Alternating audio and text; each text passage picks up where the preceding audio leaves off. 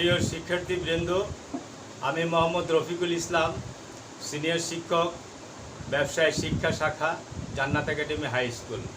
তোমাদেরকে জানাই আন্তরিক শুভেচ্ছা ও অভিনন্দন।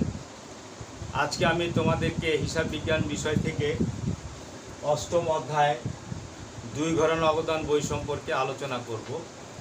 আশা করি ক্লাসটি তোমাদের উপকারে আসবে। তো নগদান বই সম্পর্কে তোমাদের কিছুটা ধারণা আছে। আমি আশা করব আজকের এই ক্লাসটি করার পরে তোমাদের আরও অনেক রকম তথ্য তোমরা আমার এই ক্লাস থেকে পাবে। তো আমি 2 ঘর নগদান বই আজকে যেটি করাবো সেটি হচ্ছে তোমাদের বইয়ের সৃজনশীল প্রশ্ন 5-এর খ। এই 5-এর খ-এর এই অংশটা 2 ঘর নগদান বই। এখানে মাত্র 4টি লেনদেন দেয়া আছে। এই 4টি লেনদেনকে কেন্দ্র করে আমরা 2 ঘর নগদান বই করার চেষ্টা করব এবং আশা করি এর মধ্যে তোমরা তোমাদের অনেক অজানা তথ্য তোমরা পেয়ে যাবে। 2 ঘর নগদান বই মূলত 2টি টাকার ঘর থাকে, একটি নগদ টাকার ঘর এবং একটি ব্যাংক টাকার ঘর।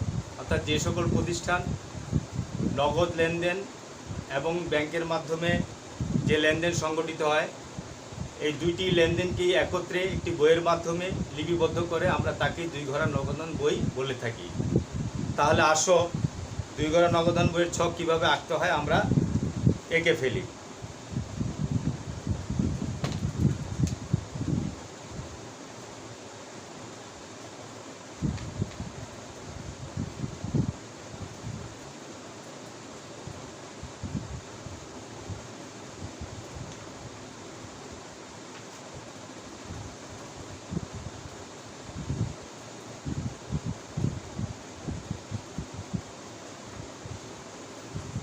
আমরা জানি নগদান বইয়ের 2টি অংশ থাকে, একটি অংশ ডেবিট বাম দিকে এবং আরেকটি অংশ ক্রেডিট, যেটাকে আমরা ডান দিকে লিখি। তাহলে আমরা এটাকে 2 ভাগে ভাগ করব। এটাকে ইংরেজিতে টি ছক বলে, টি এর মতো। প্রথমে আমরা এটাকে 2 ভাগ করে ফেলব, 2টি অংশে বিভক্ত করব।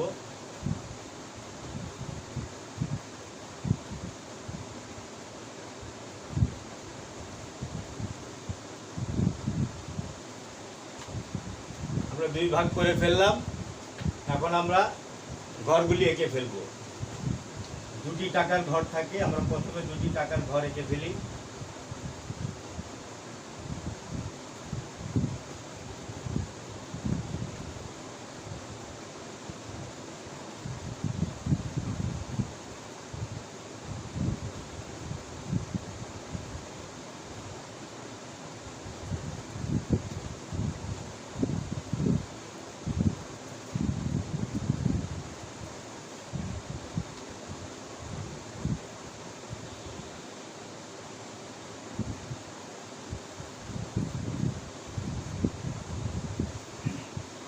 তোমরা একটা জিনিস খেয়াল করো, বাম দিকে মোট ঘরের সংখ্যা এখানে 6টি, 1 2 3 4 5 6। আবার ডান দিকে আমরা 6টি ঘর আঁকবো। অর্থাৎ এ থেকে বোঝা গেল যে 2 ঘর নগদান বইয়ে মোট ঘরের সংখ্যা হচ্ছে 12টি।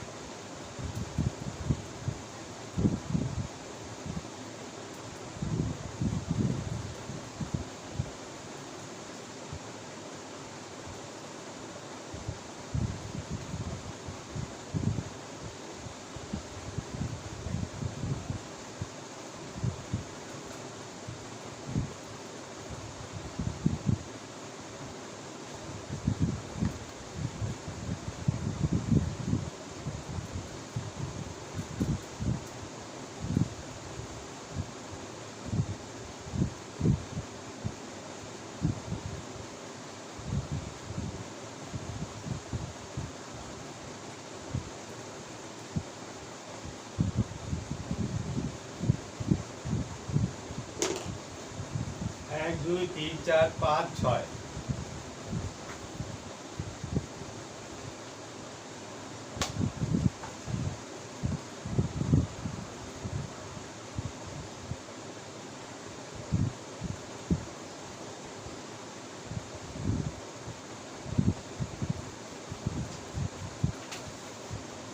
আমরা ঘরটা কেটে ফেললাম, এখন লিখে ফেলবো ঘরের ভিতরের অংশগুলি।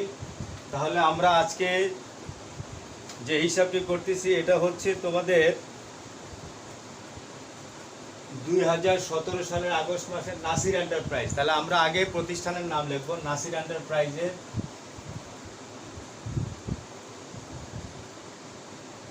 নাসির এন্টারপ্রাইজের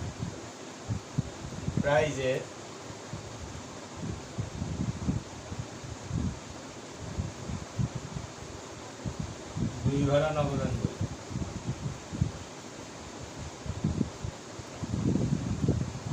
দুই ভরা নগদান। এখন আমরা বাম দিকে লিখবো ডেবিট,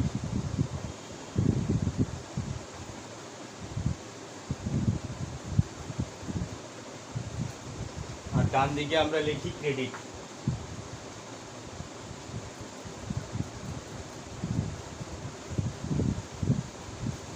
এখানে আমি তোমাদের আরেকটু স্মরণ করিয়ে দেই, ডেবিট দিকে আমরা যাবতীয় নগদ প্রাপ্তি এবং ব্যাংকে জমাগুলি লিখি। তোমরা ভালো মতো মনে করো, আমরা দুই ঘর নগদান বইয়ের ডেবিট দিকে, অর্থাৎ এটা হচ্ছে প্রাপ্তির ঘর,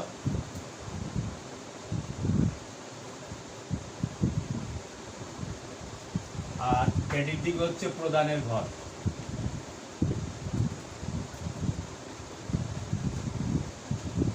প্রাপ্তি আর প্রদান, অর্থাৎ ব্যবসা প্রতিষ্ঠানে নগদ টাকা যদি আসে বা ব্যাংকে যদি টাকা জমা হয়, অর্থাৎ ব্যাংকের জমা টাকার পরিমাণ বৃদ্ধি পেলে এবং নগদ তহবিলের পরিমাণ বৃদ্ধি পেলে আমরা সেটাকে প্রাপ্তির ঘরে লিখব।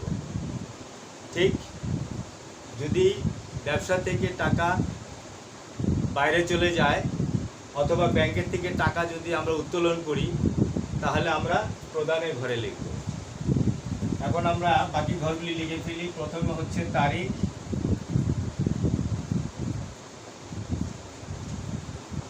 ভাউচার নাম্বার,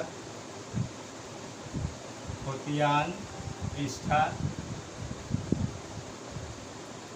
এটা হচ্ছে নগদ টাকা, আর এই ঘরটা হচ্ছে ব্যাংক টাকা। ব্যাংক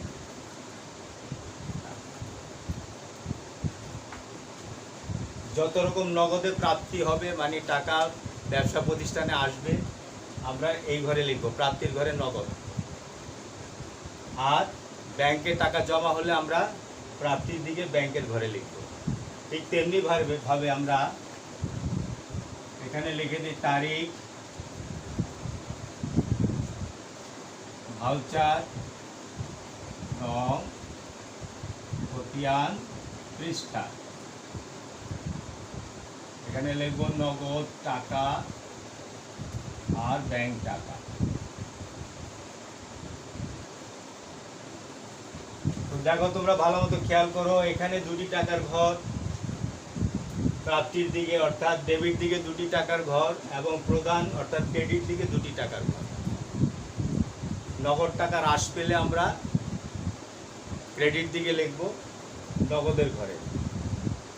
ব্যাংকে টাকা হ্রাস পেলে আমরা ব্যাংকের ঘরে লিখব ক্রেডিট দিকে।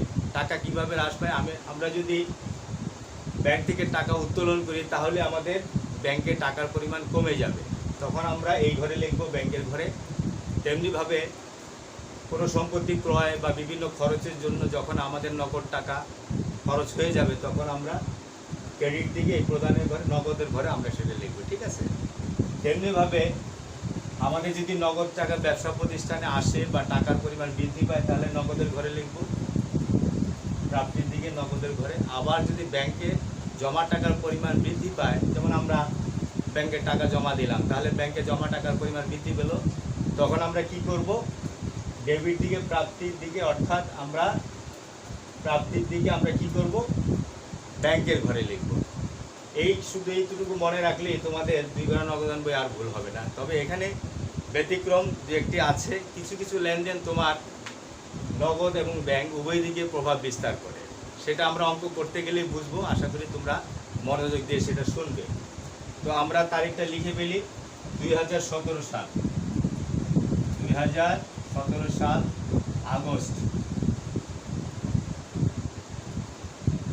আগস্টের 1 তারিখ প্রথম লেনদেনটা আছে 2017 সালের আগস্ট মাসের 1 তারিখ। অর্থাৎ এখানে লেখা আছে নগদ উদ্বৃত্ত এবং ব্যাংক উদ্বৃত্ত, দুইটাই উদ্বৃত্ত। অর্থাৎ এই কথা দিয়ে আমরা বুঝতে পারছি যে এটা আমাদের যে উদ্বৃত্ত আছে এটা আমাদের বিগত মাসে যেটা ছিল সেটা আমরা এখন 1 তারিখে নিয়ে এসেছি। তোমরা হয়তো জানো মাস শেষে জমা খরচের পরে যেটা থাকে সেটাকে আমরা উদ্বৃত্ত বলি। তো উদ্বৃত্ত সাধারণত আমরা পরবর্তী মাসের 1 তারিখে লিখি, যেটাকে আমরা বলি ব্যালেন্স বিডি। ব্যালেন্স বিডি অর্থাৎ আমরা যেটা পেছন থেকে নিয়ে আসলাম ব্রড ডাউন, আমরা সেটাকে বিডি করে নিয়ে আসবো 1 তারিখে, আমরা এটাকে লিখবো ব্যালেন্স বিডি।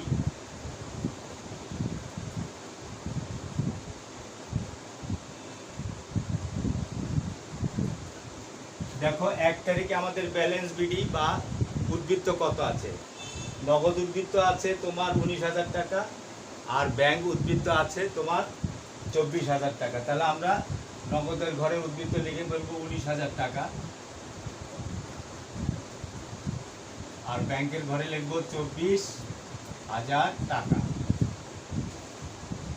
এই উদ্বৃত্ত টাকা দিয়েই আমাদের এই আগস্ট মাসের লেনদেন শুরু হয়ে গেল এবং মাস শেষে আমরা জমা খরচের পরে দেখব হাতে কি থাকে, সেটাই হবে উদ্বৃত্ত। সেটাকে আমরা বলবো সমাপনী উদ্বৃত্ত, আমরা সেটাকে বলি সিডি, হ্যাঁ, ক্যারি ডাউন, যেটা আমরা একেবারে মাস শেষে পেয়ে থাকি। ওইটাকে আবার পরবর্তী মাসে আমরা নিয়ে আসবো, সেটাকে আমরা বলবো ব্যালেন্স বিডি। যাই হোক, অঙ্ক করতে গেলেই তোমরা সেটা বুঝতে পারবে। আমরা লেনদেনের দিকে মনোনিবেশ করি। আগস্টের 2 তারিখ কি বলা আছে এখানে, রাজীব ট্রেডার্সের নিকট বিক্রয় বাবদ চেক প্রাপ্তি। আমরা পণ্য বিক্রয় করে চেক পেয়েছি, তো চেক যদি আমরা পাই তাহলে তো আমরা সাধারণত এটা ধরি এটা ব্যাংকে আমরা জমা দিই, সেই জন্য এটা জমার পরিমাণ বৃদ্ধি পাবে। আমি তোমাদের আগেই বলেছি যদি ব্যাংক জমার পরিমাণ বৃদ্ধি পায় তাহলে আমরা ডেবিট থেকে প্রাপ্তির ঘরে ব্যাংকের কলামে সেটা লিখব। তাহলে আমাদের চেক পেয়েছি অর্থাৎ চেকটা তো আমরা ব্যাংকে জমা দিব, অর্থাৎ ব্যাংক জমার পরিমাণ বৃদ্ধি পাবে। অর্থাৎ এই দুটো হচ্ছে বৃদ্ধির ঘর আর এই দুটো হচ্ছে হ্রাস হওয়ার ঘর। অর্থাৎ নগদ বা ব্যাংক থেকে টাকা হ্রাস হয়ে গেলে এইদিকে লিখব, নগদ বা ব্যাংকে টাকা বৃদ্ধি পেলে আমরা এই 2 ঘরে লিখব। ব্যাস, আমাদের এতটুকু মনে রাখলেই চলবে। তো বিক্রয়ের মাধ্যমে আমাদের যে চেক পেয়েছি তাতে আমাদের ব্যাংক জমার পরিমাণ বৃদ্ধি পেয়েছে, যেহেতু চেকটা ব্যাংকে জমা দেব আমরা বা দিয়েছি, এটাকে আমরা জমাই বুঝাই। তো রাজীব ট্রেডার্সের নিকট বিক্রয় বাবদ আমরা লিখব বিক্রয় হিসাব 7,000 টাকা। ঠিক আছে, এটা আগস্ট মাসের 2 তারিখ। কি লিখব, বিক্রয় হিসাব। এখন তোমাদের প্রশ্ন থাকতে পারে যে স্যার এখানে রাজীব কথা আছে, আসলে নগদ যে নগদান বই আমরা যেটা বলি, নগদান বইতে বাকি কোনো লেনদেন লেখা হয় না। যেহেতু নাম আছে, নাম থাকলে এটাকে বোঝা যায় যে এটা বাকি, কিন্তু এখানে বলাই আছে চেক পেয়েছি, তাহলে এটা নগদে লেনদেন, আর নগদে লেনদেন হলে আমরা কারো নাম লিখি না, এটি স্বাভাবিক। তো যাই হোক, আমরা এটা বিক্রয় বাবদ পেয়েছি কত টাকা, 7,000 টাকা।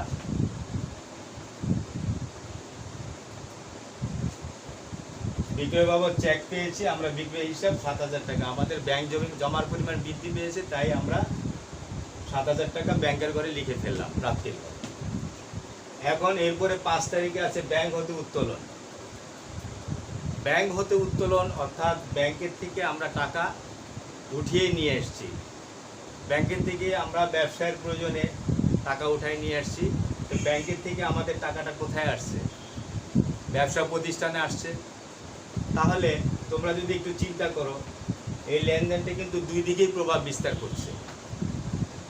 অর্থাৎ ব্যাংকের থেকে টাকা আমরা উঠিয়ে নিয়ে আসছি, আমাদের ব্যাংকের টাকা হ্রাস পেয়ে গেল, আবার সেই টাকা আমাদের ব্যবসা প্রতিষ্ঠানে আসছে, অর্থাৎ নগদ তহবিলের পরিমাণ এখানে বৃদ্ধি পেল। হ্রাস পেল তোমার ব্যাংকে, বৃদ্ধি পেল কোথায়, নগদে। তো আমি তো আগেই তোমাদের বলেছি এই দুইটা হচ্ছে বৃদ্ধির ঘর আর এই দুইটা হচ্ছে হ্রাস হওয়ার ঘর।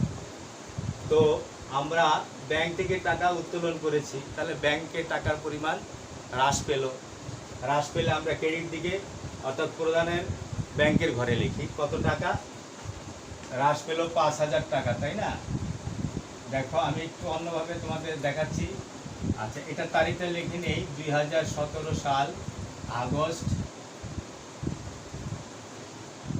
আগস্টের 5 তারিখ।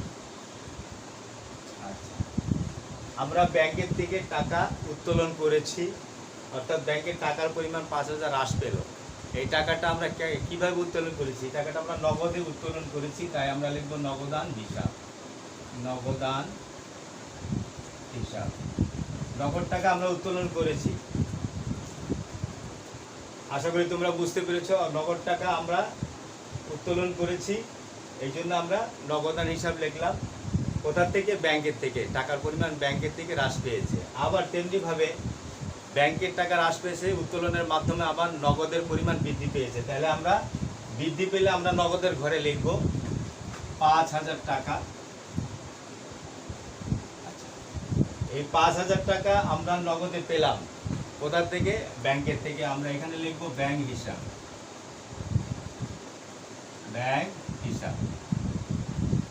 আগস্টের 5 তারিখ। দেখো, তাহলে দেখা যাচ্ছে এটা দুই দিকেই প্রভাব বিস্তার করলো। ব্যাংকের থেকে টাকা উত্তোলন, এই লেনদেনটি আসলে দুই দিকেই প্রভাব বিস্তার করে। তোমার প্রদানের দিকে আমাদের ব্যাংকের থেকে টাকার পরিমাণ হ্রাস পেয়ে গেল, আবার আরেক দিকে দেখো প্রাপ্তির দিকে আমাদের নগদের ঘরে টাকা বৃদ্ধি পেল। ব্যাংকের থেকে টাকা হ্রাস পেল, আবার নগদ তহবিলে টাকা আসছে, এই জন্য নগদের পরিমাণ বৃদ্ধি পেল। আমরা বৃদ্ধির ঘরে লিখলাম। টাকাটা আসলো কোথা থেকে? ব্যাংকের থেকে, এর জন্য ব্যাংক হিসাব আমরা এখানে লিখলাম। যেহেতু এটা দুই দিকে প্রভাব বিস্তার করে, আমরা এটা লিখে দিব ক, অর্থাৎ কন্ট্রা এন্ট্রি। আমরা পাশে ছোট করে ক লিখে দিব। এখন তোমাদের অনেকের ধারণা হইতে পারে যে স্যার আমরা আগে করেছি এই ক বা সি আমরা খতিয়ান পৃষ্ঠার ঘরে লিখতাম। আসলে তোমরা জানো যে আসলে হিসাব বিজ্ঞান বিভিন্ন সময় বিভিন্নভাবে পরিবর্তিত হয়। আমরা শুধুমাত্র পাঠ্য বইটাকে ফলো করব। আমি যে বইটা থেকে করাচ্ছি এটা 2019 সালের বই। এই বইতে তোমার হিসাবের পাশেই কন্ট্রাএন্ট্রিটা লেখা আছে। তো আগের বইগুলিতে তোমার কন্ট্রাএন্ট্রি থাকতো খতিয়ান পৃষ্ঠার ঘরে, সি লিখতাম, বাংলায় লিখতাম, ইংরেজিতে লিখতাম, এখানে লিখতাম এই যে খতিয়ান পৃষ্ঠার ঘরে। কিন্তু বর্তমানে তোমরা জেনে রাখো, আমরা লেনদেনের ঠিক হিসাবের পাশেই আমরা সেটা লিখে রাখবো। নগদান ক, কন্ট্রা এন্ট্রি যেটা উভয় দিকে যায়, এই কন্ট্রা দাখিলা যেটা উভয় দিকে প্রভাব বিস্তার করে তাকেই আমরা বলি কন্ট্রা দাখিলা। তো ক দিয়ে আমরা এখানে কন্ট্রা দাখিলা বোঝাবার চেষ্টা করেছি যে এটা ক্রেডিট দিকে যেমন প্রভাব বিস্তার করছে, আবার ডেবিট দিকেও আমাদের প্রভাব বিস্তার করছে। আশা করি তোমরা এটা বুঝতে পেরেছ। তো ব্যাংকে টাকা উত্তোলন বা ব্যাংকে টাকা জমা দেওয়া, এই দুইটি লেনদেনই আসলে দুই দিকে প্রভাব বিস্তার করে। টাকা উত্তোলন হয়ে গেলে ব্যাংকের থেকে টাকা হ্রাস পায়, আবার নগদে টাকা বৃদ্ধি পায়। তেমনিভাবে আমরা যদি ব্যাংকে টাকা জমা দিই, তখন আবার ব্যাংকে জমার পরিমাণ বৃদ্ধি পাবে, হ্যাঁ, আবার নগদ টাকার পরিমাণ হ্রাস পাবে। তখন আমরা ঠিক এর উল্টোটা লিখে ফেলবো। যাই হোক, পরবর্তীতে এই লেনদেনগুলি আসলে তোমরা আরও ভালোভাবে ব্যাপকভাবে বুঝতে পারবে। এখন আমি শেষ যে লেনদেনটি আছে, আগস্টের 10 তারিখ পণ্য ক্রয় 5,000 টাকা, তার মধ্যে আছে 5% বাটা। তাহলে বোঝা যাচ্ছে 5% যে বাটা আছে, 5,000 টাকার 5% বাটা হচ্ছে 250 টাকা। এই 250 টাকা আমরা বাটা বাবদ কম দিয়েছি, ঠিক আছে? অর্থাৎ এখানে বাটা পেয়েছি। যেহেতু দুই ঘর নগদান বইতে আলাদা বাটার ঘর হয় না, এটা তোমরা জানো। বাটার ঘর সাধারণত 3 ঘর নগদান বইতে হয়। তো এখানে বাটা হিসাবটা আসবে না, শুধুমাত্র নগদে যে পরিমাণ টাকা আমাদের ব্যয় হয়েছে সেই টাকাটাই আমরা লিখব। ব্যয় হয়েছে অর্থাৎ নগদ টাকা আমাদের এখানে কি হয়েছে? হ্রাস পেয়েছে। তো যদি নগদ টাকা হ্রাস পায় তাহলে আমরা কি করি? ক্রেডিট দিকে নগদের ঘরে লিখি। এটা আগস্টের কত তারিখ? 10 তারিখ। হ্যাঁ, আমরা এখানে পণ্য ক্রয় করেছি, তাহলে আমাদের ক্রয় হিসাব হবে ক্রয় হিসাব। দেখো কত টাকা, আমরা 5% বাটা আমাদের আসে কত, 250 টাকা। এই 250 টাকা আমরা বাদ দিলে 5000 টাকা থেকে কত, 4000 কত হয়, 4750 টাকা। তাহলে আমরা আসলে নগদে পণ্য ক্রয় করে কত টাকা দিয়েছি, যতটুকু নগদে দিয়েছি আমরা ততটুকুই লিখবো, বাটার এখানে আমাদের লেখার কোনো প্রয়োজন নেই, যেহেতু সেই টাকাটা আমরা দেইনি। তো পণ্য ক্রয় করে 5000 টাকা দিয়েছি, অর্থাৎ 5% এর মধ্যে বাটা আছে, তো 250 টাকা বাদ দিলে আমাদের থাকবে এখানে 4750 টাকা। আশা করি তোমরা বুঝতে পেরেছো। তো এই হচ্ছে মোটামুটি 4টি লেনদেন আমরা পোস্টিং দিয়ে ফেললাম। এখন আমাদের যে কাজটি করতে হবে, এটার উদ্বৃত্ত বের করতে হবে, অর্থাৎ সারা মাসে আমাদের জমা এবং খরচ করার পর যা থাকবে সেটাই হবে আমাদের সমাপনী উদ্বৃত্ত। হ্যাঁ, অর্থাৎ সমাপনী নগদ তহবিল বা সমাপনী ব্যাংক জমা। তো এখানে একটি কথা তোমাদের বলে রাখা ভালো, নগদান বইতে সবসময় ডেবিট উদ্বৃত্ত প্রকাশ করে, তোমরা জানো, অর্থাৎ জমার চাইতে খরচের পরিমাণ কখনোই বেশি হয় না। কিন্তু ব্যাংকিং লেনদেনের বেলায় এর ব্যতিক্রম হতে পারে। ব্যাংকে সবসময় যে জমার পরিমাণ বেশি থাকবে এর কিন্তু কোনো গ্যারান্টি নাই। অনেক সময় দেখা যায় যে ব্যাংক ওভারড্রাফট, অর্থাৎ ওডি, ব্যাংক ওভারড্রাফট হয়ে যায়, ব্যাংকে যে জমা টাকা থাকে তার থেকে বেশি উত্তোলন হয়ে যায়, ব্যবসায়িক ক্ষেত্রে এগুলি হয়। তো তখন দেখা যায় যে জমার অতিরিক্ত যে উত্তোলন সেটাকে আমরা বলি জমাতিরিক্ত, তখন কিন্তু তোমার ক্রেডিট উদ্বৃত্ত হয়। তবে তোমরা এটা আবার মনে রাখো, নগদের বেলায় শুধুমাত্র ডেবিট উদ্বৃত্ত হবে, ব্যাংকের বেলায় ডেবিট উদ্বৃত্ত হতে পারে এবং ক্রেডিট উদ্বৃত্ত হতে পারে। এই কথাটা তোমাদের মনে রাখতে হবে। তো যাই হোক, আমরা আগে দেখে ফেলি যে আমাদের নগদে কত টাকা আমাদের প্রাপ্তি হয়েছে। 19,000 আর 5,000 আমরা লিখে ফেলি, এখানে কত, 24,000 টাকা।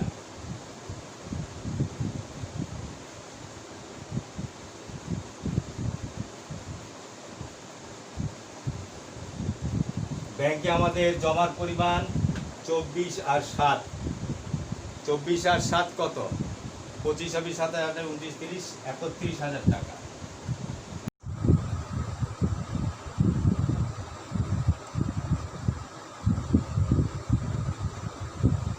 তাহলে আমাদের এখানে ব্যাংক জমার পরিমাণ 31,000 টাকা। এখন তোমরা লক্ষ্য করো, এই মাসে নগদ আমাদের প্রাপ্তি হয়েছে 24,000 এবং ব্যাংকে জমার পরিমাণ হয়েছে 31,000 টাকা। এখন আমরা এই জমা থেকে, এই প্রাপ্তি থেকে প্রদানের অংশটা বাদ দিলে আমাদের যেটা থাকবে সেটাই হবে উদ্বৃত্ত বা ব্যালেন্স। তাহলে আসো আমরা ব্যালেন্সটা করে ফেলি।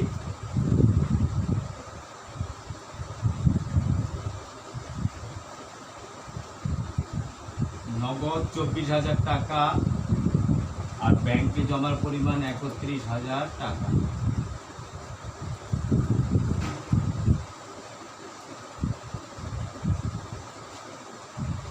এখন 24,000 টাকা থেকে আমরা বাদ দেব নগদে 4,750 টাকা। এটা আমাদের হ্রাস পেয়েছে। এই হ্রাসকৃত অংশ আমরা বাদ দিলে আমরা দেখতে পাই যে কত থাকে, 19,250 টাকা। 19,250 টাকা। 24,000 টাকা থেকে আমি আবার তোমাদের বলছি, দেখো 24,000 টাকা থেকে আমরা বাদ দেবো 4,750 টাকা। তাহলে থাকছে আমাদের হাতে কত, 19,250 টাকা। এটাই হচ্ছে আমাদের নগদ উদ্বৃত্ত। আমাদের ব্যাংকে প্রাপ্তি ছিল 31,000 টাকা। 31,000 টাকা থেকে আমরা এখন বাদ দেব 5,000 টাকা। তাহলে 31,000 টাকা থেকে 5,000 টাকা আমাদের ব্যাংকে হ্রাস পেয়ে গেছে। এই টাকা বাদ দিলে আমাদের হাতে থাকে 26,000 টাকা।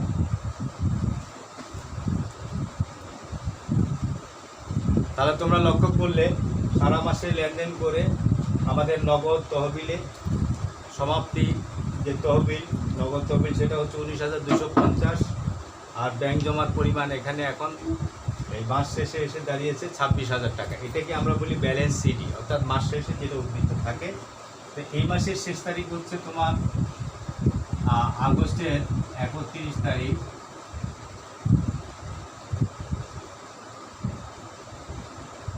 এটা হবে ব্যালেন্স